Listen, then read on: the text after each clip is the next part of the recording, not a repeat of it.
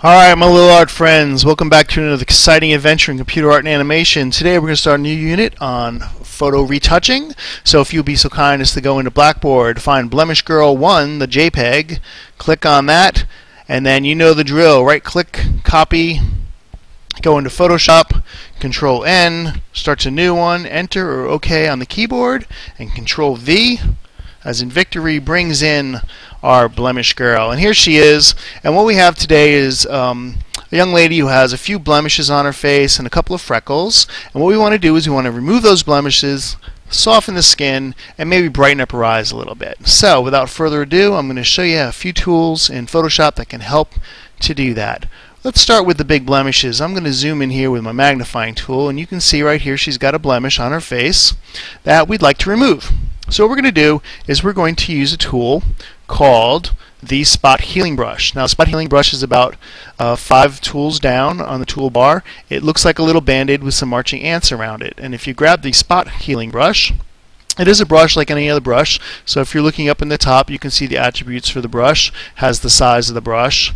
And that's important because what we want to do is we want to size our brush so that it fits around, almost perfectly around the blemish we're trying to remove. So on the keyboard, you can use your curly brackets. The right curly bracket makes the brush bigger, the left curly bracket makes the brush smaller, and we want to get our brush to fit pretty much right around the blemish.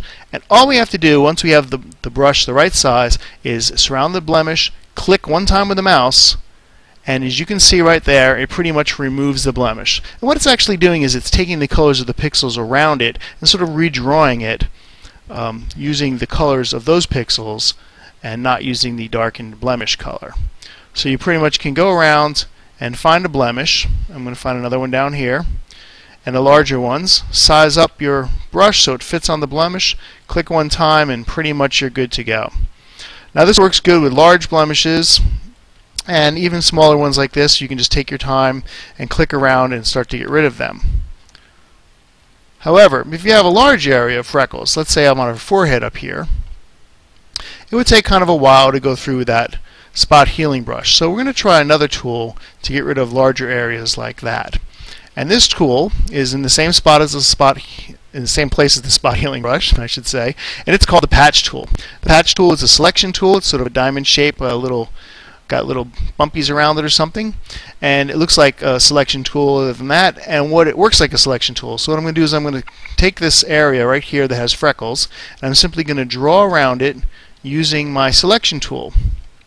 And what I notice up here is there's an area that doesn't really have too many freckles. It's a pretty clear area of her skin. So what I'm going to do is I'm going to click inside of that selection, hold down my mouse, drag the selection up to that area, and then I'm going to release my mouse.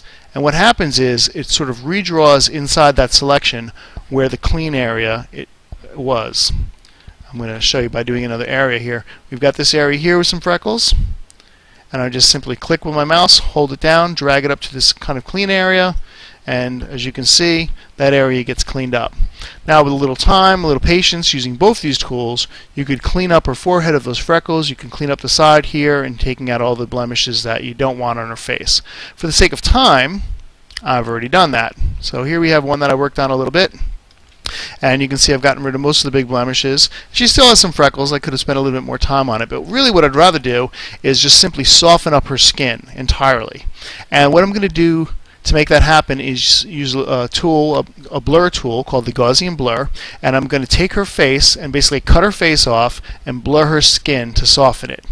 So let's go ahead and do that right now. I'm going to grab my Lasso tool. You can grab any one of the selection tools you want. I'm just going to use the Polygon Lasso tool, and I'm just going to draw around her face. Oop, that got carried away there. Control D, Control D. Let's try that again. I'm just going to draw around her face. And I'm going to go kind of quickly here. Of course, you'll take your time, but I don't want to waste your time watching me make a selection of her face, so I'm just going to go rather quickly there.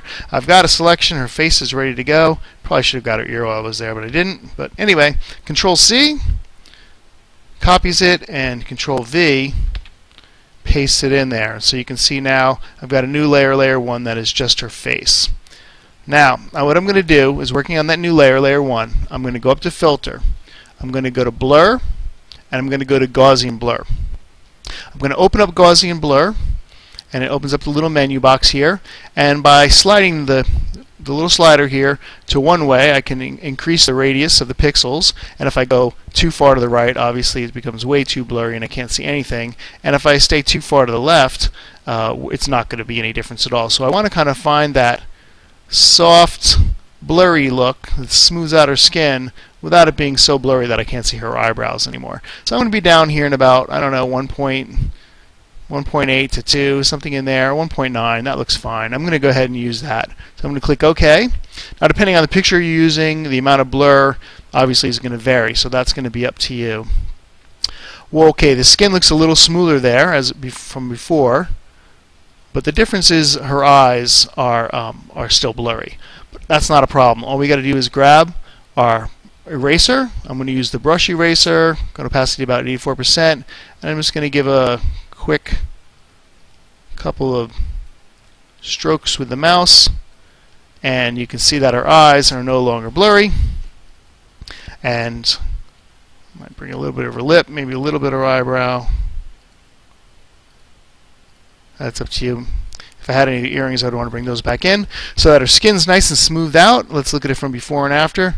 There it is before, and there it is after. Now, the only thing about that is it's a little dark, and by lightening it, I can make it look even smoother. So I'm going to grab my dodge tool. It's about halfway down on the tool palette there. It looks like a little lollipop, and the dodge tool is a brush as well, so I can set the size of the brush. I'm going to use a fairly large brush, and I'm just going to sweep, holding down my mouse, just going to sweep across the top. I'm going to sweep down her nose, I'm going to sweep across her cheeks and her chin, and really lighten that skin up right there. Let's look at it again before and after. Now look how much lighter that is. It almost has like that magazine look to it. And the more you get used to working with these type of tools, the easier it is to actually start to make things look like magazines. As a matter of fact, when you look at magazines now, you're going to be able to see that they obviously have Gaussian blurred out the skin and lightened it up. Well, if I was going to have a little fun with this, I might go back to the background layer and look at her eyes. Zoom in here a little bit. I could use the selection tool to basically take her eyes and cut those out. I'm going to select this eye.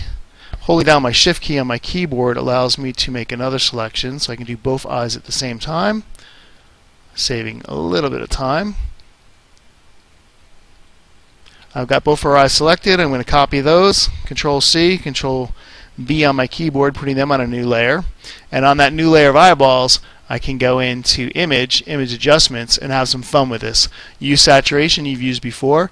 We just bump up the saturation in her eyes, and maybe even change the color a little bit. Bring it over to the right and make them like toothpaste. I like toothpaste eyeballs. There, those look great. A little too much on the top there, so I might just grab my eraser, drop my opacity down a little bit so I'm not erasing her whole eye, and just get rid of a little of that line at the top. Let's take a look at that. That's fun. The last thing I might do with this picture would be to flatten the whole image. So just go to Layer, I'm just going to flatten it so it's all in one image, and maybe go to Filter, Liquify. Actually, before I do that, I'm going to just duplicate this layer so you can see the before and after effect.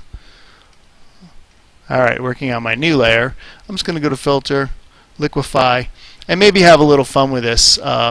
We could come along and just bring in her cheeks a little bit. I could go and plump up her eyes a little bit.